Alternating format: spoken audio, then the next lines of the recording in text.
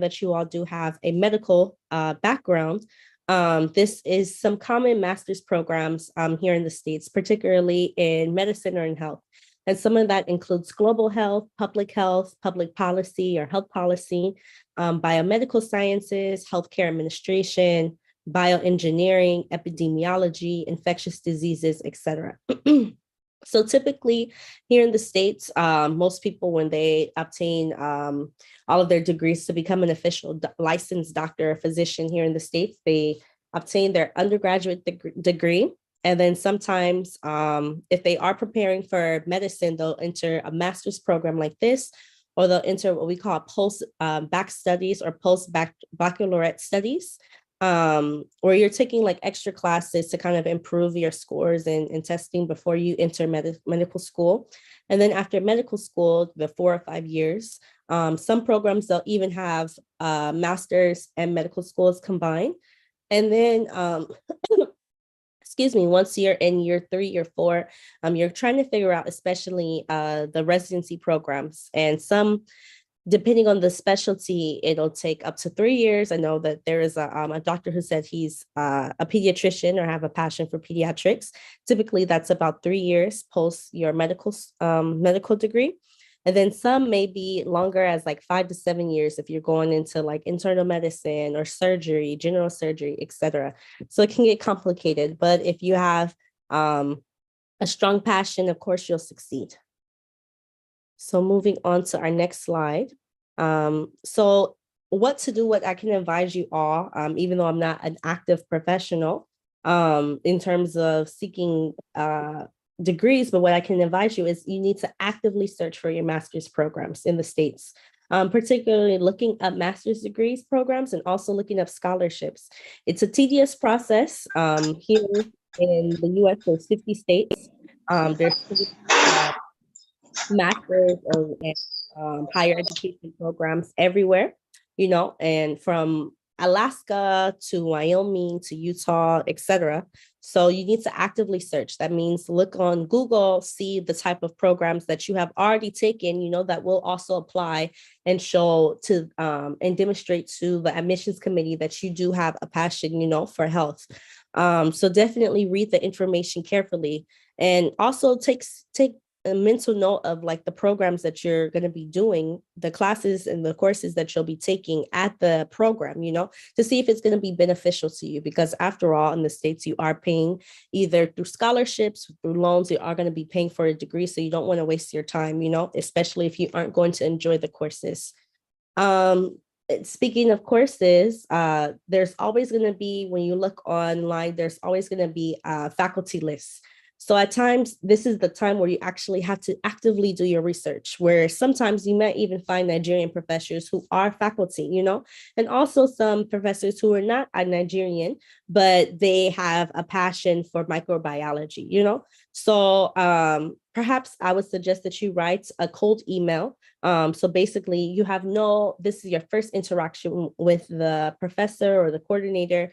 And there's many sample emails that you can write. And I've also provided a YouTube link from from students from Nigerian students who have studied here into the States, and see if what they suggest is see if they have assistantships, meaning that you can study, either provide research or study under them and perhaps get paid for it, which is always great. It's always great to have a little money under your educational belt and background. So of course, please take a look at this YouTube video from Kingsford Onia or doindo.com. And of course, this presentation will be provided for you afterwards. So how to actively seek funding. This is the difficult part. This means if you go to your local Google, type in your Google search bar, and you're trying to see how to seek funds. Look up the colleges and universities that provide typical loans. And here, to study in the States is really difficult.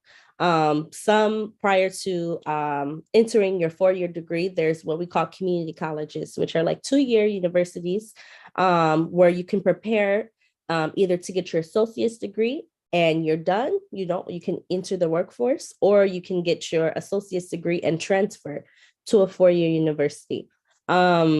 most community colleges, there's a few here in California that are nearby me, where they'll provide tuition for free. But because you all are already, professionals in Nigeria, you are already doctors, I would aim to probably look up the master's program and PhD programs, just because you don't want to start the process all over again. So this is also a resource from Aladi Akko, where you can look up how to actively seek funds. Moving right along, please look at your deadlines. Some deadlines, because we are currently in April, they have passed as far as applying for the university, but the time usually here in the States where it's active application time to apply for your programs is usually between the fall and winter. So I'm talking about October, this upcoming October 2023 till at times March or February 2024. So between October and like spring, February, March, actively. Sometimes there'll even be deadlines throughout the holiday season. So please, please, please look at your deadlines. It's early. It's suggested to kind of make your list of schools and look at their requirements. Even sometimes in the summer, they'll post different resources. Also look at the application fees. Perhaps some schools and universities, they will charge you just to even apply to the university, which is difficult, especially if you don't have the funds. So please, you all don't apply if you don't have the funds for the application fees. However, that also requires an extra step on your part to look for a few schools and universities that don't even require an application fee. That's something that I will also advise for you to do. Sometimes they'll give what we call, which I forgot to put here, it's called application fee waivers, which basically is saying the university will waive that fee for you so that you can apply, So sometimes it'll be good to actively look and search for those universities. Another thing I can't tell you enough, which everyone should probably already have this good practice, is get in contact with your professors or other colleagues who can write you a letter of recommendation. It's very, very crucial, especially here in the States, for scholarships, for graduate programs, for medical programs. They want to have a letter of recommendation. So who is that professor or who is that colleague, a peer, a fellow student who can vouch for you about the work about the work that you have done. And I would recommend at least have 3 to 5 recommendations. It's great to have for scholarships and applications for sure. I know the common standard is 3, but if you can find 3 or more people, that's excellent, because they will be the ones who will vouch for you for your applications and your scholarships. Additionally, also get your transcript from your university back in Nigeria. That means that it'll show the courses and the type of GPA, the grade point average that you have from your bachelor's degree and your medical degree. If you have completed your medical degree or are still in the process, that's extremely crucial. There's a thing that's called here in the States, your unofficial transcript, which means that you can easily print it or you can easily get it from your computer. It'll show that you completed the course, but it's not an official seal from your university. So when it says unofficial, it's like you can easily access it. You don't have to, you can open it. When it's official, that means that your transcript, that do not open it, because as soon as you open the envelope, if you mail it, or you can digitally open it, as soon as you open it, it becomes unofficial. And you would like to keep it official, especially to send it off to the admissions department, the counselor, the admission advisors, etc. So that's the difference here between official transcripts in the US and unofficial transcripts. Most likely they'll request for admissions, they'll request the official transcript. So please make sure, I don't know if there is particular fees at the university. Sometimes prior to the pandemic, they charged us fees, especially for students. But now I think it's much more accessible, so you don't have to pay. But I don't know about the process back home. So that's something you have to actively, look at. And in terms of the follow-up process for scholarships and for your admissions to university, they call it what is called a personal statement.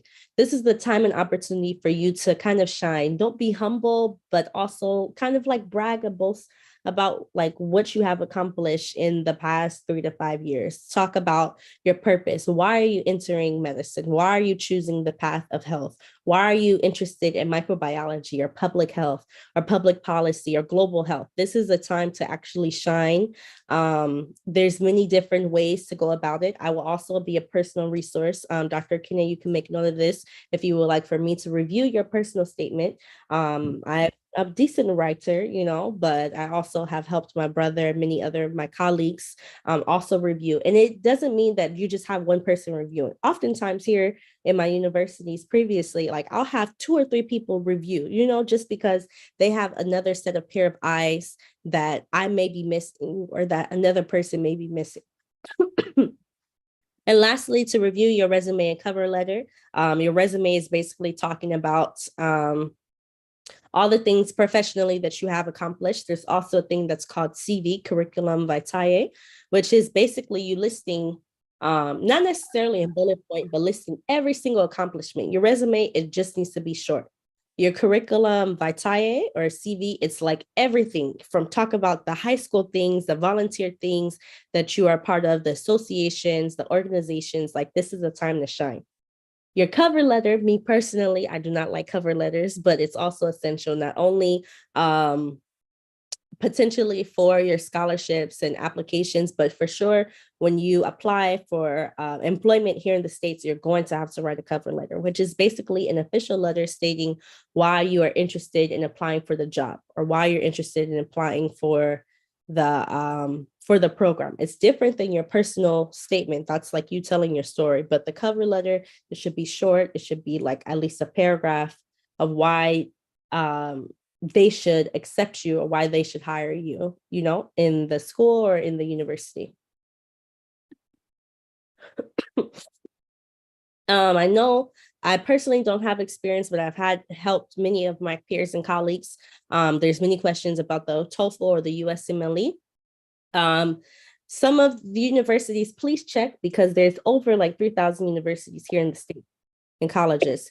Some universities they require, but some also they don't. So basically, it's a standardized English kind of language accuracy test. But as you can see that I put on this, you know, as I put on this slide, double check because they, especially, you know, Nigerian is an English country previously by the British. So as you can see, Nigeria is here. Let me move my screen. Nigeria is here. And this is also from a university, I believe in Colorado. Nigeria is here and they allow you to select your country. So this, most people do not know about this, but they will waive your TOEFL waiver. Just double check what if you do see that they'll waive it. Just I would say contact, you know, the coordinators or contact the university department just to make sure, because why, you know, for me, it's like, why would you have to take an extra test if you don't necessarily need it? But just double check. It's always good to double check to see if they can waive, you know, because you all are English speaking prospective applicants or students. Now, the difficult part, I know for sure, even with my friends and family back home in Kenya, your interview and applying for your visas, it's a really, really difficult process, even here in the States, trying to get your passport, etc. Very difficult process, but oftentimes, I have heard many peers and colleagues have said, like, sometimes they'll get accepted from the university, but they'll get denied for their visa. Why? It's for many different reasons and instances. So please make sure that you look up all of the paperwork for your F1 visa, your I-20 or J1 visa, basically saying that you are a student, an international student who is here coming to the United States to study, you know? So, and this is crucial, especially if you are already here in the States, once you have got applied, accepted, and you can potentially establish residency in the state of your choice or where where you're attending. So visas, the process, it may be different in California than New York. It may be different than Florida versus Illinois or Pennsylvania or Nebraska, you know, in the Midwest. So That's something also to consider. And I'm pretty sure there's an interview process with that. So make sure that you are looking smart, you're looking productive, that you do go over and practice, some of those interview questions, and pray to God, and God willing, you are, have a successful interview. But I know it's a long and tedious process. So this is one point that I have made note of, even here for US born students. At times, some schools and universities, they will actually sponsor you after you completed your program, meaning that they will pay, especially if you are an intern or have to do, when I did my master's program, they had what we call preceptorships or internships. So some of the, most master's programs, they will require this for you to complete an internship. Consider, the place where you are doing your internship. They may even sponsor you and allow you and provide you an offer letter to work at their, at their hospital, at their clinic, at their telehealth center, So these are things to also consider once you are already accepted into your program or about to finish, or if you're in the process of completing your internship, which once again, most schools, they will require. And this is one thing that I've also checked out. It's only for selected states, but there is what I call, back to my point, applications. They will require a fee, but there is what we call in the States the free application week. And if you click on this link towards the end, it'll take you directly to a list of the universities. Some are, so they're not necessarily in California, they're most likely like in the South, but just double check on this information. If I'm not mistaken, most of the universities, they do have this in Alabama. So what are those eligible schools and universities? It has Alabama, and it's all of these either community colleges or personal colleges, Alaska, Arizona, etc. My state of California, they have all of these colleges, and particularly there's a system in California that's called the Cal States and the UCs, which I will explain. But this is also good, to know. So it has all, if I'm not mistaken, all 50 states. So let me go back to my PowerPoint. Oh. Okay. So considering California schools, obviously, because that's where I'm from, there's what we call in the systems, there's California State Universities, and there's 22 of them across the entire state of California, from northern to southern. There's California State University, Los Angeles. There's Sacramento State, where our state capital is.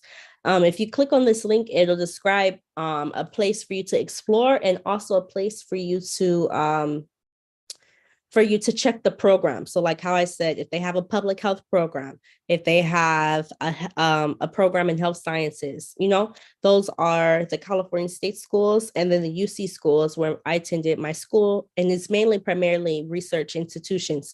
The most common one is UC Berkeley or UCLA, or my university, UC San Diego. So there's also these schools, to consider.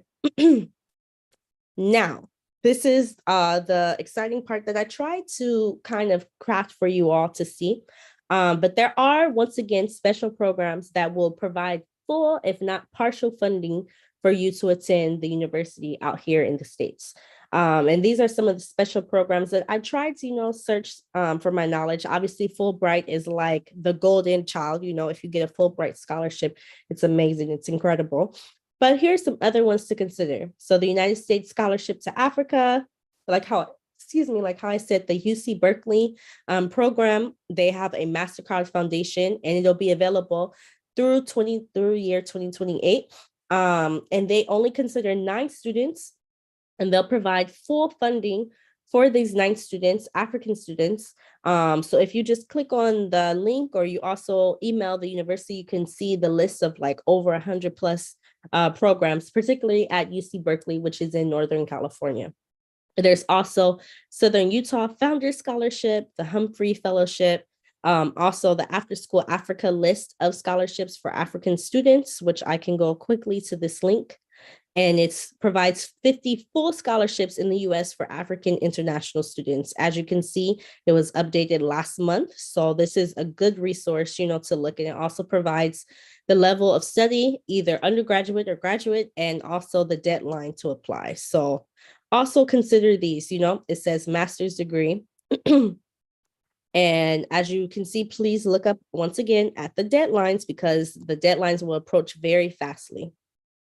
Going back to the PowerPoint slide, there's also particular fellowships that will provide certain types of money. So for instance, Josephine de Carmen Fellowship, they will offer funding to African students between $0 to $22,000 or 22K US dollars. They'll provide Margaret Manara Memorial Fund, the PEO Peace International Scholarship. As you can see, it provides up to $15,000 and $12,000. The most popular here in the States are also the Mandela Washington Fellowship for African students. And then some universities, they'll provide particular scholarships. It may not be that much. It may be less than 5,000, but it's also money to have. So this scholarship is particularly at the University of Oregon. So it's really good to kind of look at the schools and universities that provide partial and or full scholarships.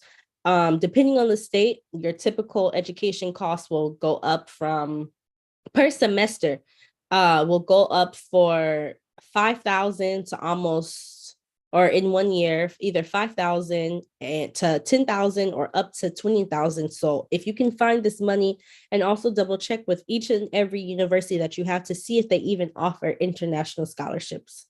That's the biggest one, because it's also money that you're missing out on, and you're looking at all these other sources, but the university themselves, they may even offer something for you. So that's something also to consider prior to applying for the university. And then they'll also have continuing scholarships once you're already a student at the university. So these are some resources that I know for sure. I'm familiar with the last two. I'm not for sure about Education in Nigeria, but it's a great resource. I've looked through all of my sources from YouTube, and they also refer to Education Nigeria about how to apply, how to interview, how to test well, how to apply for your visa, etc. So Education Nigeria, of course, I've always referred to Opportunities for Africans. They'll provide scholarships or postgraduate degrees, as well as different fellowships and conferences that you can attend. I share most of my information with Dr. Kene from Opportunities for Africans. Additionally, there's also Africa.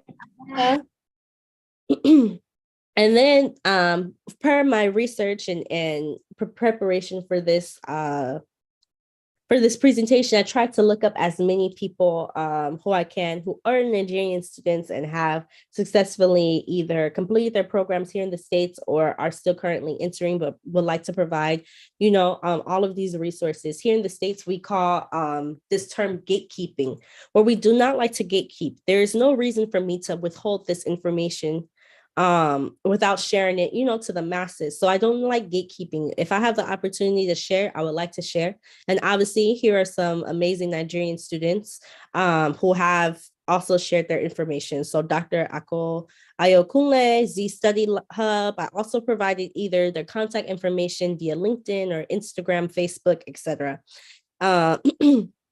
So these are the people I found from YouTube. Please also get in touch with them. They may also have more resources for you. And that pretty much completes my presentation. I don't know if there's any questions. I'm also seeing the question in the chat. Oh, that's probably not for me. But yes, thank you so much. Once again, I can also type my email in the chat, or Dr. Kinney also has my number on WhatsApp. So if you have any questions or would like for me, when you are applying come summer and fall, if you would like for me to review the personal statements, please, I'm a resource. And yes, thank you so much for your time. And Dr. Kinney, I'll pass it back to you. If there's no questions, I'm here. So yes. Thank you very much, Victoria. We really appreciate your time, making our time this early morning from your end to talk to us. It's something that we value so much. So I have some of my senior colleagues in the house, and our second speaker is here with us.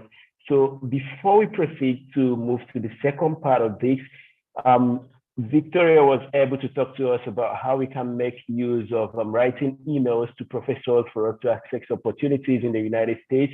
And she went further to talk to us about how we can access funding and scholarship in the US, talking about how we write applications, or how important that our CVs are, talking about professional accomplishments being written, well written, because most of these people, they look out for all those things, and talking about exams, especially language exams that we need to know about, know if there are waivers from schools, and know if your school gives waiver or not, so that you select. And she went further to tell us how we can, navigate through all these visa issues and what we should do. Going further, she talked about potential interviews that may be granted to you if you are going to some schools and what you should do. Talking about some links where you can get sponsorships and scholarships. She gave us examples, and she went further to talk to us about sites where she gets some of the opportunities that she shares with me. She always shares opportunities with me, and I really appreciate that as well. So, like she said, if any of us would like to get access to her, or maybe you have your application you want her to review, I can allow you get those things. She will be of a very good help to you as well. So thank you very much, Victoria Gichohi. And right now we're going to be taking questions. But before we read the questions we have in the chat box and people asking their own questions, I have some of my senior colleagues here. Yesterday, we expected to hear from Dr. Tim Obuago before the potard we speak. Please, I would like you to say hi to the house and respond to a few things, maybe appreciating our first guest speaker. We'd like you to do this for us. Thank you very much.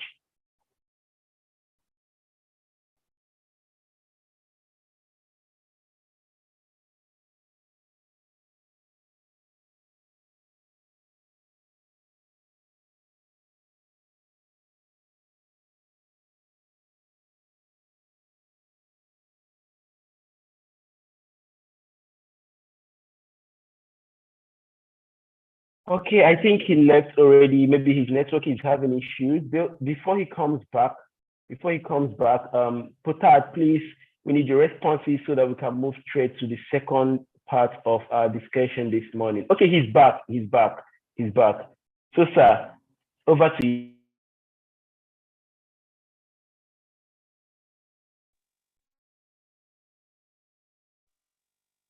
Can you hear me now? Good evening.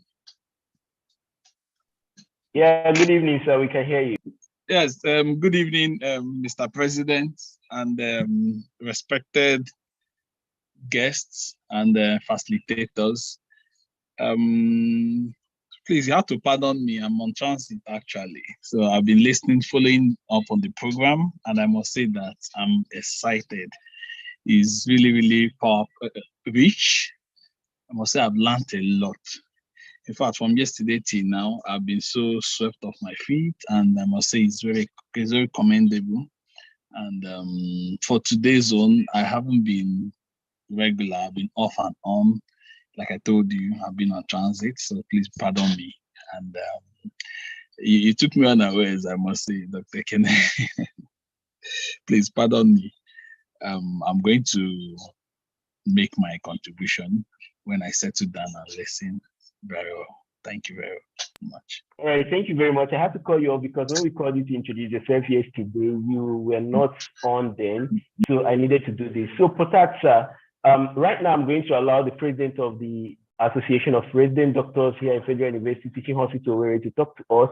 Then we are going to read out the citation for our second speaker if we do not have any questions. But if you have questions, we take the questions and move forward.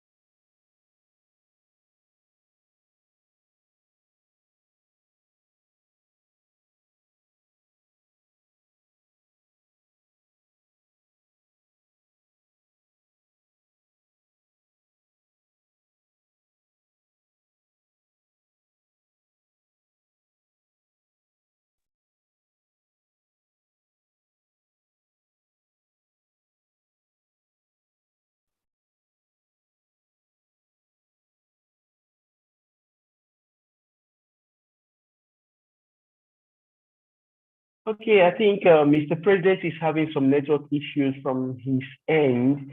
And from the chat box, I can't see any question. Please, if we have any question, we can indicate. Please, let's indicate and ask our questions. If we have any question, please indicate and ask your question, or you can type on the chat box, please.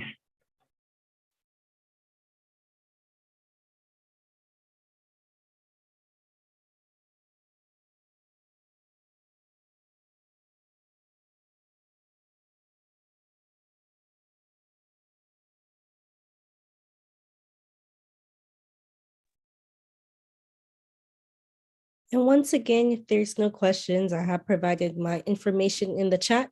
If you do email me or Dr. Kine, you do have the most updated PowerPoint slides that I sent via WhatsApp. So please feel free to disperse all the information, and hopefully looking forward to connecting with you all. May God bless and keep you all in this conference. I know here in the States it's also the Holy Week, so hope you all also have a great and safe Easter season. And yes, looking forward to seeing you all here in the States. So take care and looking forward to connecting. Yeah, thank you very much. All right, we are going to move back to look at our schedule once again, and then we'll move to the next thing we have for today. Like for some of us that just joined, this is a program that we started yesterday, and today we've continued with the activities for today. First, we've been able to get what it takes to run a postgraduate studies in the United States from Ms. Victoria Gichohi, and that's a wonderful one from her. We are going to take the second speaker right now. Our second speaker is our big mama, and she's going to talk to us on medicine, a career of passion. So we are going to get the citation right now.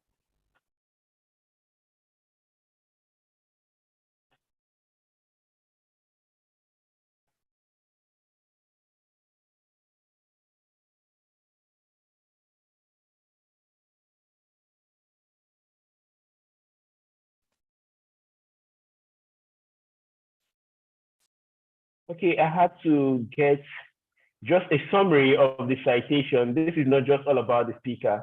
Her qualifications are so much that I can't write for, but just for the designation, she's a consultant anesthesiologist. She's the lead anesthesiologist for pediatric ophthalmology, maxillofacial, and ear, nose, and throat surgeries at the University of Port Harcourt. She is the past president of the Nigerian Association of Anesthetists. She's the council member, World Federation of Societies of Anesthesiologists between 2016 and 2024. And currently, she is the president of the Global Alliance for Surgical Obstetric Trauma and Anesthesia Care, the G4 Alliance worldwide. So I'm talking about no other person than Dr. Bisola Onajin Obambe.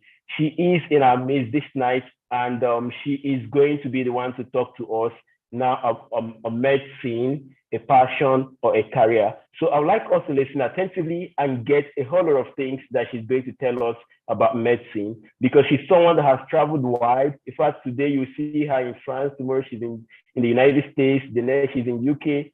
The next moment you move to Port Harcourt, you see her at UPTH. So she's everywhere. So let's welcome Dr. Obambe Bisola. You're welcome, Ma.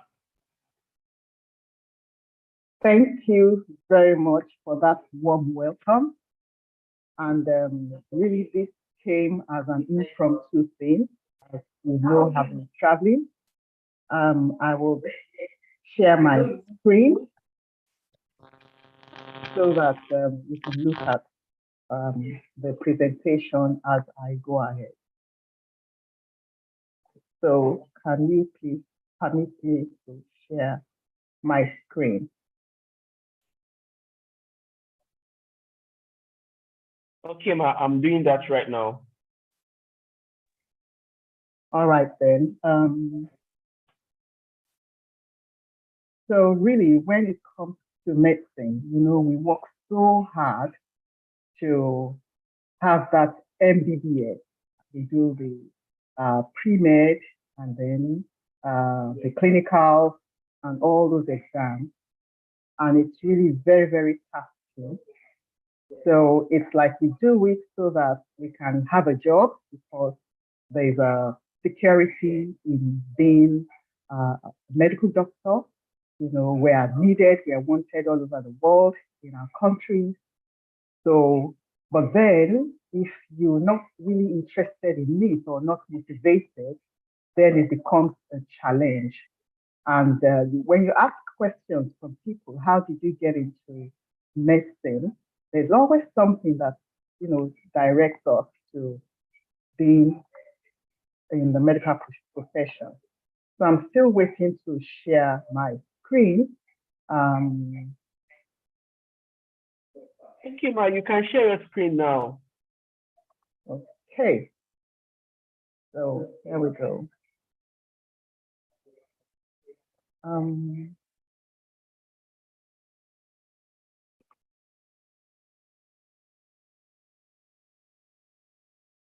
Yeah, can you all see this?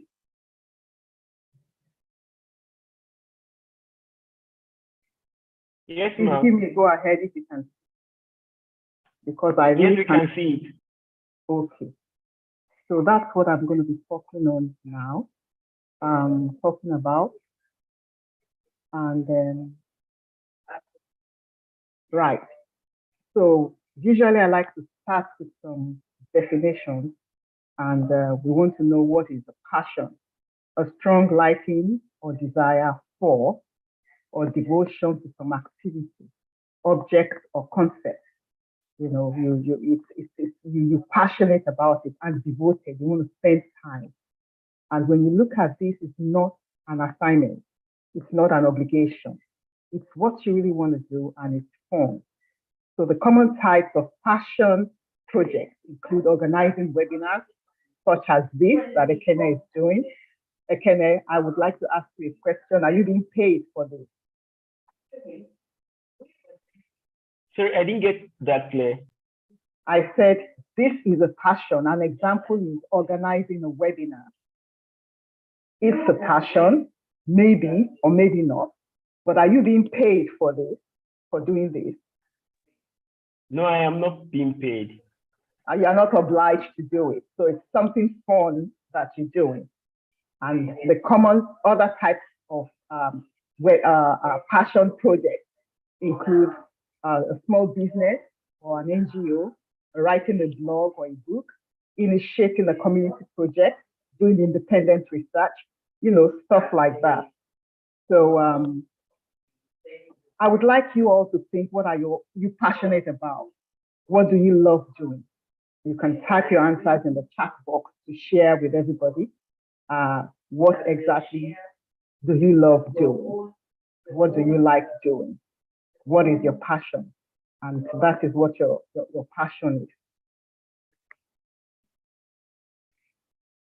So some of you may have written, well, church activities, youth ministry, outreaches, hospital blogs, travel, health and fitness, beauty and makeup. Those are some of the things that you probably like doing. Has anybody written on the chat box?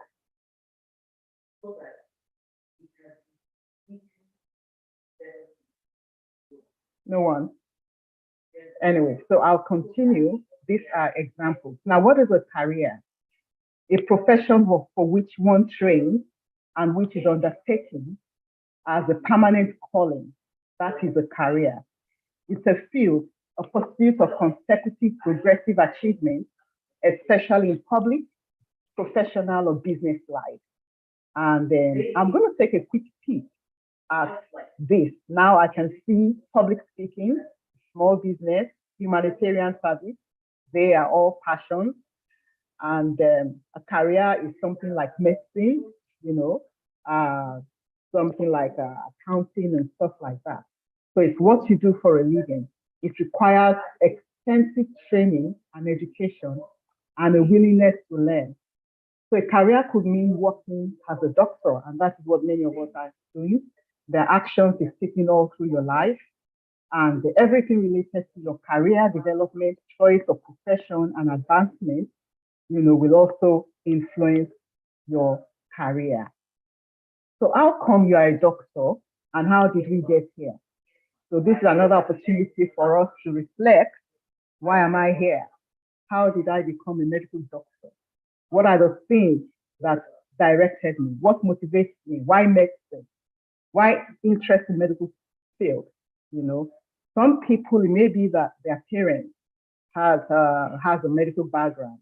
You know, your mother is a doctor, a surgeon, or your father is, you know, a chief medical director. All this has a direct impact on what you choose and why you are a doctor. I would like also to ask, because it's good for us to reflect and participate, for you to put in the chat box, what motivates you?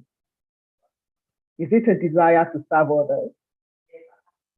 Is it because your brother is a medical doctor and you happen to be a medical doctor as well? So these are the things that will motivate you. It may be worth it. I'm sorry, can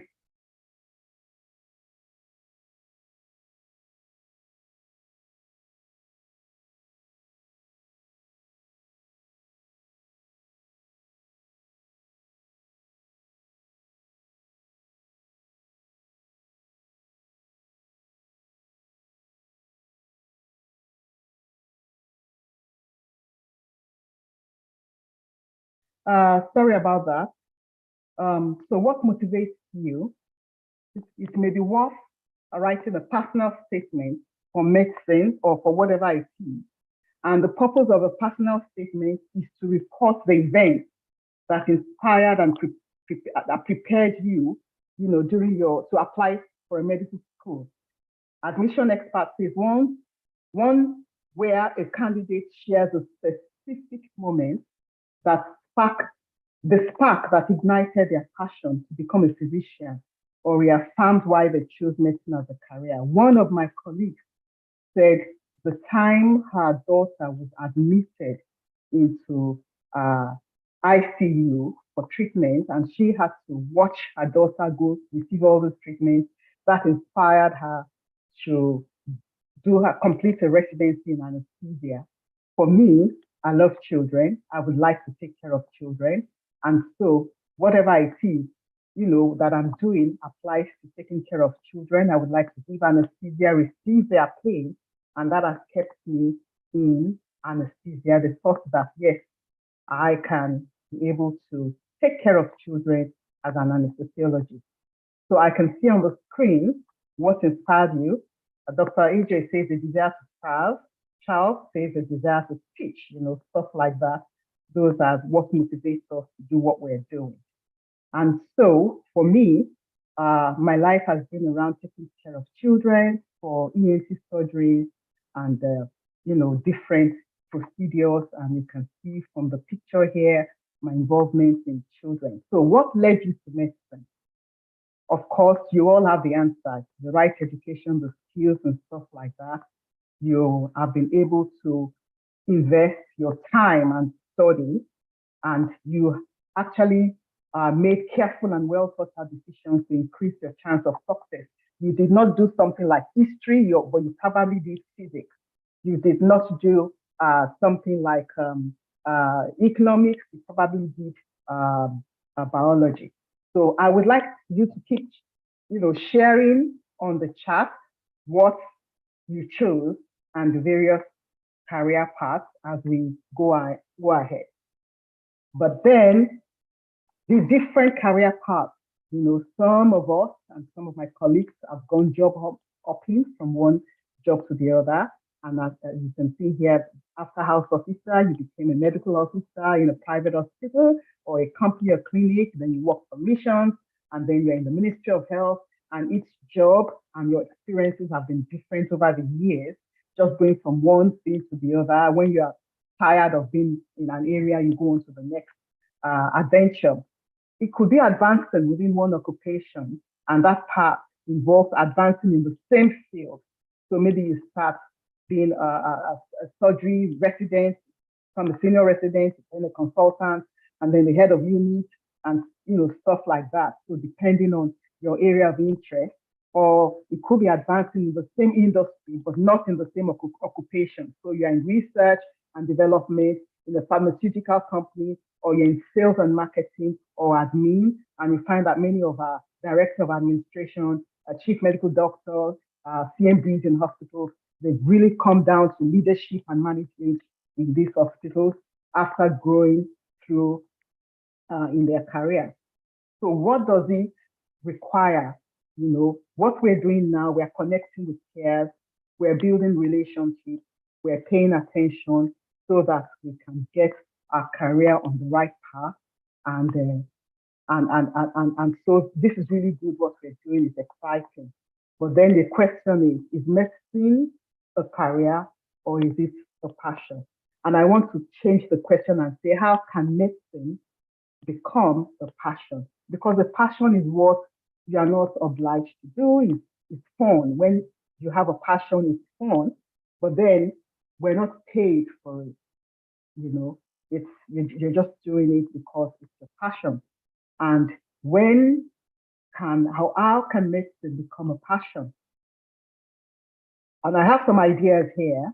You know, be creative. One thing is when you are creative in medicine, you could be a lover of sports.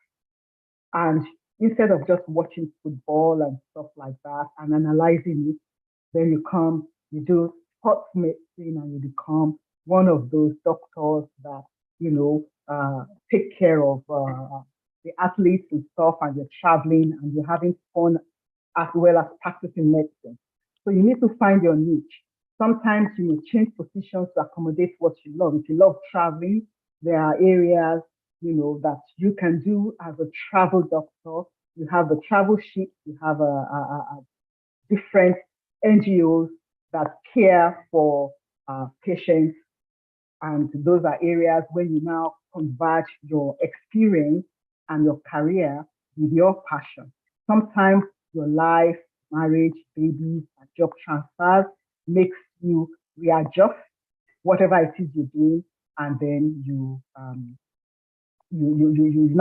now become what, you know, people say, now what are you doing? And you will decide, yes, you want to be a lecturer so that you have some stability in marriage, and then you're in a particular place. So turning medicine into passion, you have to figure out what makes you happy and what you enjoy. What aspect of the practice of medicine brings you satisfaction? You build a habit of anticipating the positive and a habit of being grateful, because people who are more grateful are more resilient to stress. And I would say stay in the present and stay healthy so that you can actually enjoy yourself. What does it cost? You know, when you keep working and you become grouchy, it's no longer fun for you. You need to stay in the present and look for what can make you happy. Change your stress response to figure out what feeds your soul and what causes you stress. So you can avoid those things that cause you stress and take on those things that feed you, that motivate you. And look at the extrinsic factors versus the intrinsic factors. Extrinsic factors, you know what you're getting, remunerations and stuff like that. Are you getting housing or, you know, opportunity to do research? Or intrinsic factors, what it is in you that helps you, motivate you. And then consider alternatives. You see, we are not all built the same way. We're all different. We have different ideas. We have different interests. And so sometimes you may have to consider alternatives as a medical doctor that you can explore. And then some are into fitness and stuff like that. So my example, I will share my example here. I didn't end up where I was. It's just that I kept after I did the residency in anesthesia, and I ended up in a teaching hospital in the Department of Anesthesia as a consultant. So I became a subject matter expert. But you see, I loved traveling. And so have been able to take that subject matter, which is anesthesiology, and then mix it with teaching, and then put in some advocacy in it, and then got into influencing policy, got into moderating, and got into mentoring. So Ekene will know, I mean, you actually made me think more of mentoring. And in my career, I've been able to use advocacy, involve myself in advocacy, traveling, and also done this internationally. So I did not start where I am.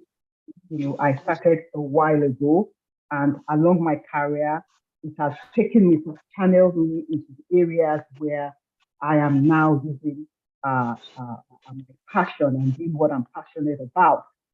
So you may have to switch jobs at times and probably get a leave of absence to be able to explore your passion, or to be able to explore opportunities.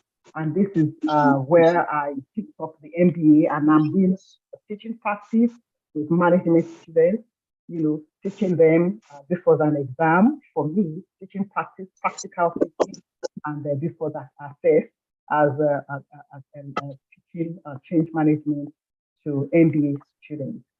So I've been, thanks to Ekene and my friends who also brought me into mentoring and making so many amazing, wonderful people, which also gave me the opportunity to think about myself.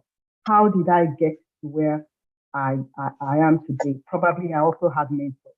I want to share one of my star mentors with mentees with you. Michael, is such a delight to meet him. And these are my own mentors along the line, and people I have worked with, and people I have mentored, and people that have followed me in my career. And I hope that some of them will do residency in anesthesia. So I hope I'm not going too fast. Can I have some response here? Oh, we are enjoying what you're doing, Ma. Okay. So thinking of myself now, having my mentors and what they have done for me, I'm able to also look at my mentees and giving them the opportunity to probably follow me or, in some of my trips. And here is one of my mentees, Jane, who they came a while. Some of them came and said I would, they wanted to follow me online, and they wanted to be part of my a trip.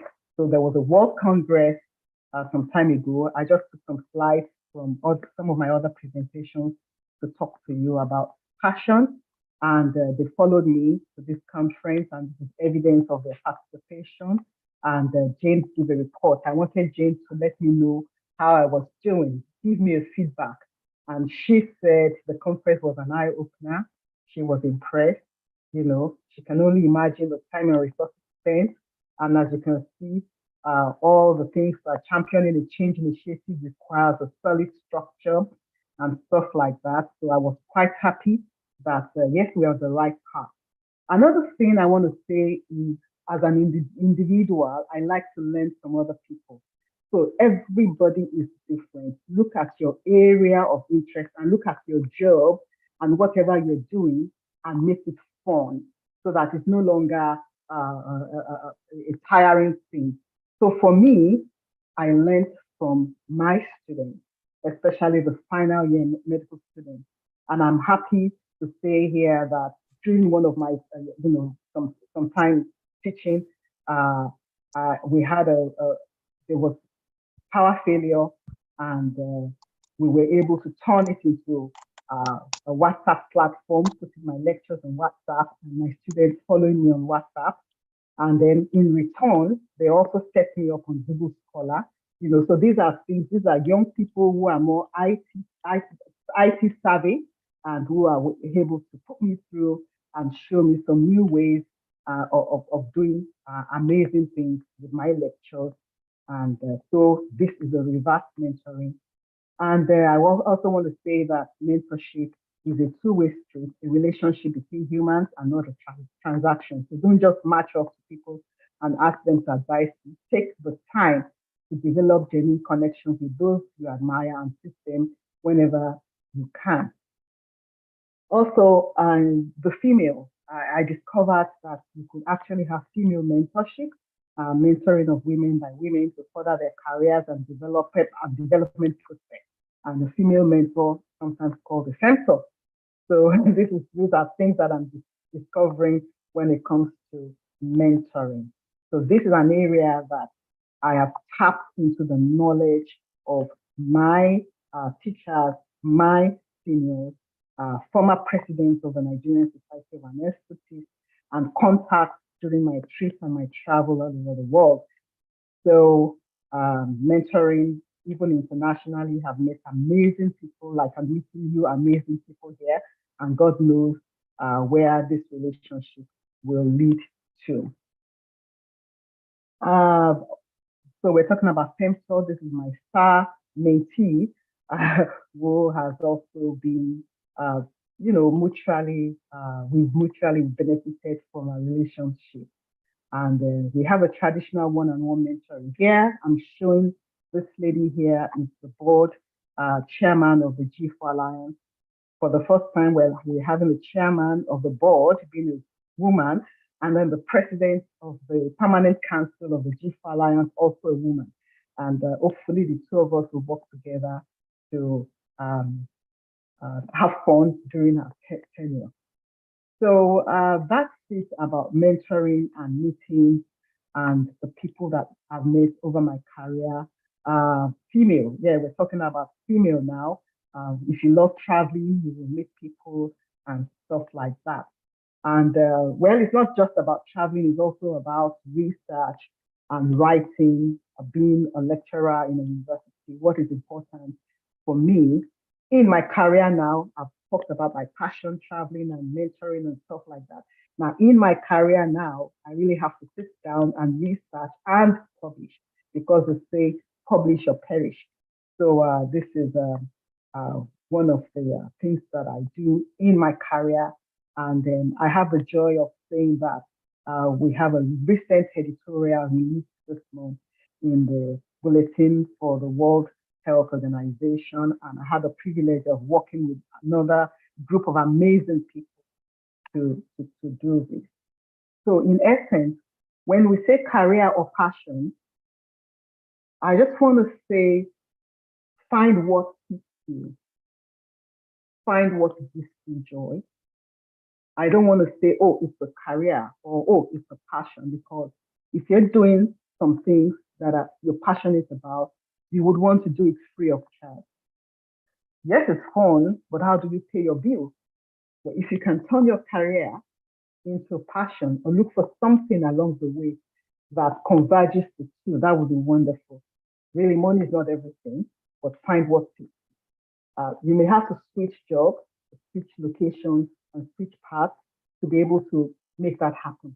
And then don't be afraid to try something new, try something new so that you can have fun in your career. You may have to give up private practice if it's too tasking, or pick up private practice, whatever it is, but get to learn how to do and use your knowledge. Public service, or pick up public service, or give up public service.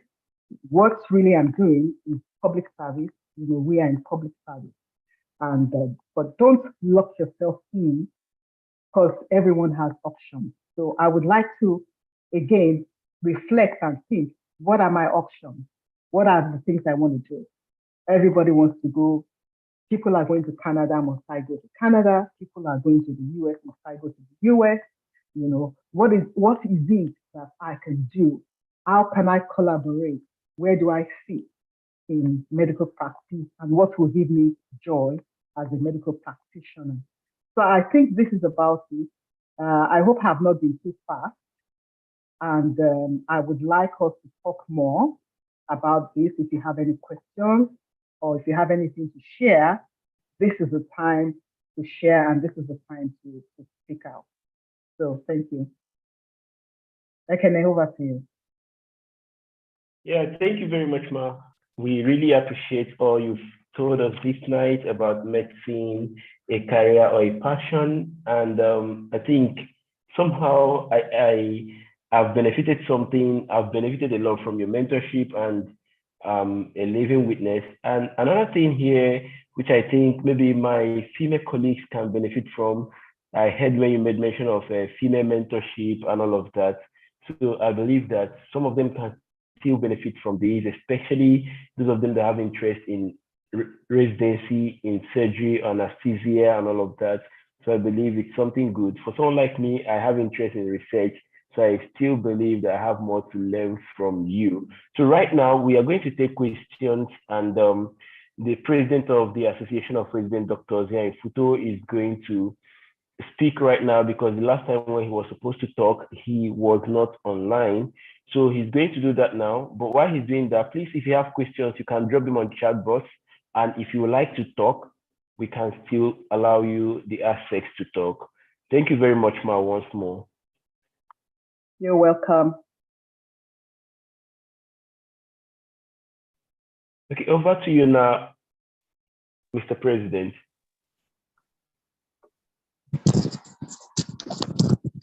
All right. Good evening, everyone. Can I be heard? Yes, sir. All right. Good evening, guest speaker. Good evening, Ma. We are so grateful to have you in our midst, and thank you for finding our time to talk to the young doctors. I know it's going to go a long way in shaping and helping them in making choice as far as career is concerned. I personally have benefited from your talk this evening. For me, medicine is not just a career; it's also a passion. And you know, I think I have found a mentor in you. The way you've gone about it, from being an anesthesiologist to mentoring people, young ones. And whenever I look at your picture, I see someone who is so happy, fulfilled, doing actually what you find pleasure in doing. And this is actually what I think life is all about, making impact in the life of people. Now, for us over here, we decided that this program is what it's for the young ones, the house officers, you know, because at this stage in their life, they need this, they need to be directed. Maybe while we were at this stage, we didn't really have so much of this opportunity. So I still want to believe that many of them will still come online to benefit. Thank God that we have, I think this is being streamed through the YouTube so that people can also go back and watch it. So far, so good. I want to thank everyone that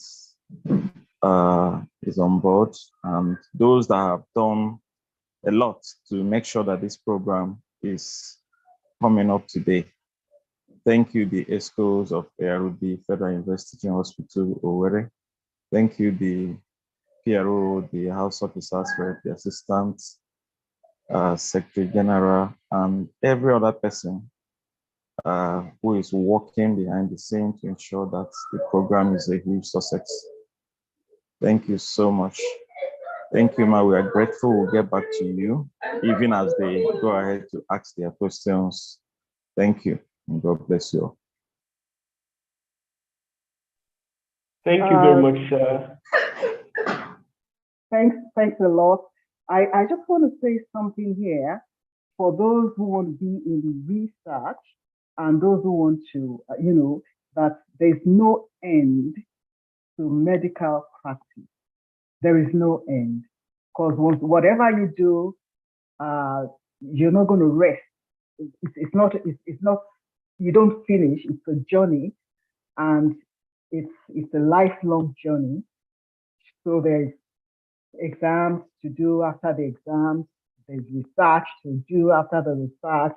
There's sharing and stuff like that. And it's a lifelong thing that you will be doing in medicine. So whatever it is, if you find yourself thinking that, well, I'm going to do this exam and then I'm going to be certified and I'll be okay, you have just started. So get ready for the long haul. It's a journey. All right then. Cheers. Any more questions, please, or comments? Kenny, I'm handing over to you. All right, thank you very much, Ma. I'm still expecting questions from us. I believe that we can ask questions from any area that has to do with what you've spoken to us about this evening. And maybe if we need clarity in the area of anesthesia, we have the right person to ask the questions now. I believe Mommy will do that for us on pro bono basis. So I think we can ask our questions, because after this section, we are going to be allowing a few of us, even when we don't have questions, to make comments, after which we are going to go on a short break before we take the last section. So while we still wait for questions, okay, that's not a question. I saw some messages on the chat box. While we wait for the question, the last section for today is something that most of us, individually will be asking questions about. I would like to project our schedule once more so that we see what we have as the last for today. So the last is about secret tips to ace USMLE and excel in US residency program with focus on internal medicine. So the reason why we are taking our focus on internal medicine is because the person who is going to be talking to us is currently an internal medicine resident in the United States. So we are going to have a break because it is not yet the time that we gave to her, and she's currently at work. So after our questions for this section, then we are going to wait for a while, then we reconvene to take her section. So right now, comments and questions. Mr. President, please, I would like you to permit some people to talk to us, make comments, in connection with this current presentation or the first one we had today.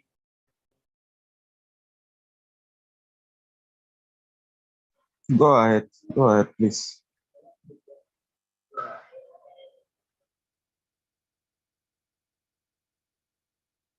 Okay, checking the list, I can see one of our chiefs who is around here now, who is as well an ESCO of the ARD FUTHO, Dr. DK. He's actually the financial secretary of the Association of Resident Doctors, Federal University Teaching Hospital, Owerri.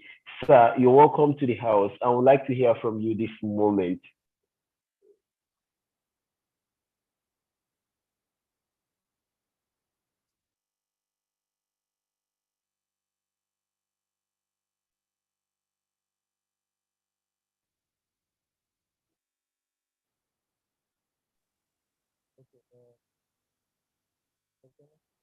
Thank you very much for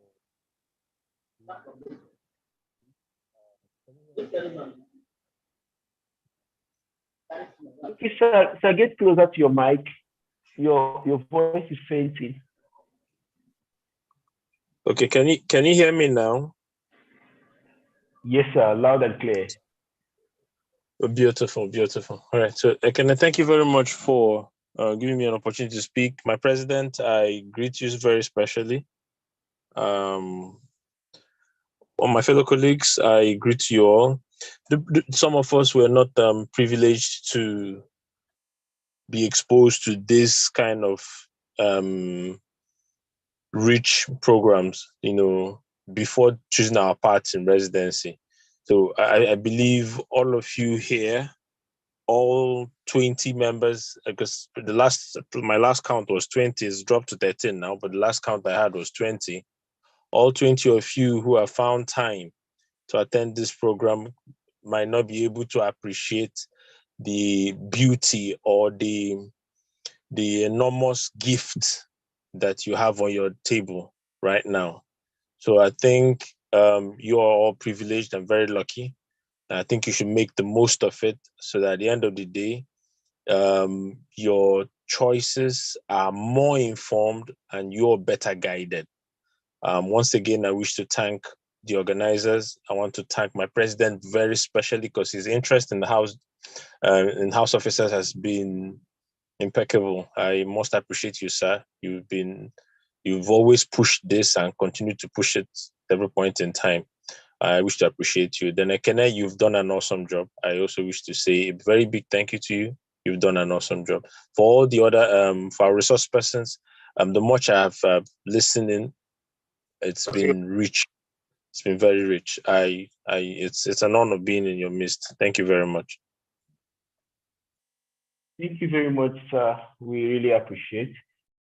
I don't know if we have anyone who would like to talk. Please, my colleague house officers, you have the floor.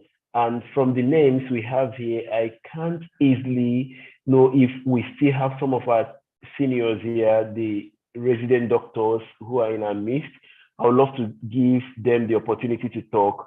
Please, if you are one, please, you can talk to us. I can't find out, maybe because of the way the names are.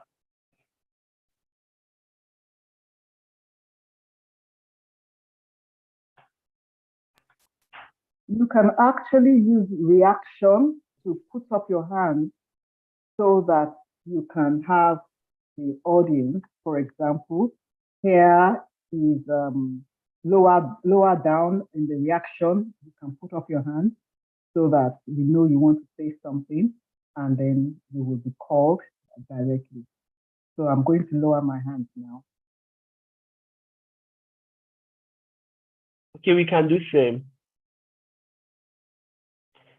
So amongst the house officers, I've seen some of our former house officers, representatives in the different departments, Dr. Bond, Dr. IJ, Dr. Godgift. If you have anything to tell us, please, now is the time. If you have any question, contribution, we have our guest speaker in the house, especially Dr. IJ and Dr. Godgift. I saw the comments on the chat box when people were talking about female mentorship. We have our guest speaker today who loves that so much. So you can make comments, you can ask questions. You have the floor.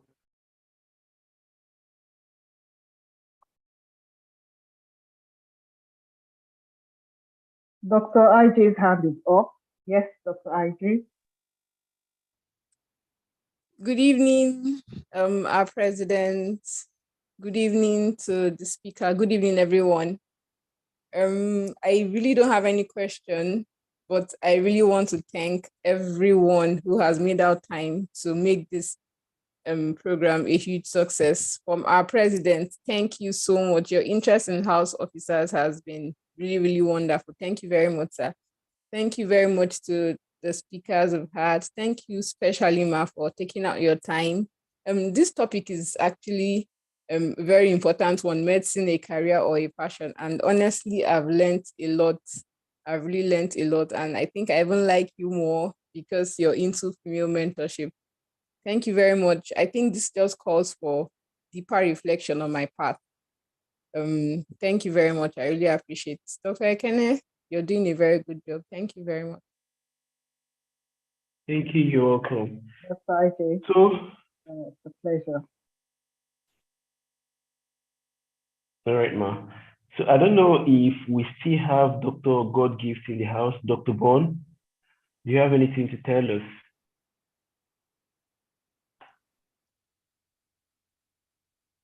It will be also interesting, for the female doctors to let us know how you have navigated your career so far. What are the things or the tricks to having a successful career? Because I know for married women, it can be challenging being a doctor and having a home as well. So if any one of you have that experience and how you have successfully navigated that, it would be nice to share so that those of us who are not yet married can be can be encouraged.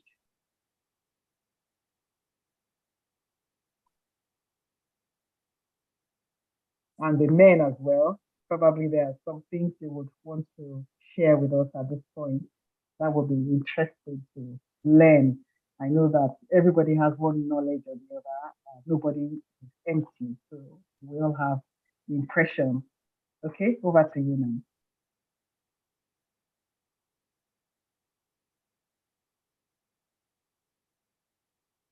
thank you very much, ma. Maybe some of them, you don't want to say anything right now, but we really, really appreciate everything you've done for us this night. I think someone wants to say something. Okay, no one. So thank you very much, ma. So to all of us, we are going to reconvene much later at 6:30. Let us try our best, especially those who have interest in writing USMLE. She said she's going to share with us materials and as well how she was able to pass her step 1, step 2, step 3, and how residency program in the United States is. So it's really going to be a rich one, and she's going to share slides and materials to us. Thank you very much once more. I happen to be the House Officers representative in our facility here, and I'm so happy for the opportunity given to us by Mr. President, Dr. Precious Eteke, to do this. And as well, we appreciate the support coming from all the executive members of the Association of Resident Doctors here. I still want to use this opportunity to thank my colleagues and as well my assistant, Dr. Favor Jonathan, and the ARD PRO, who is as well my colleague, House Officer, Dr. Mbacho Stanley. Thank you very much, everyone. Right now, I'll call it a break while we reconvene by 6:30 p.m. Thank you very much, everyone. Nice to be with you. Bye. Thank you very much, ma. Thank you. Bye. Thank you, ma. Thank you, everyone. Thank you.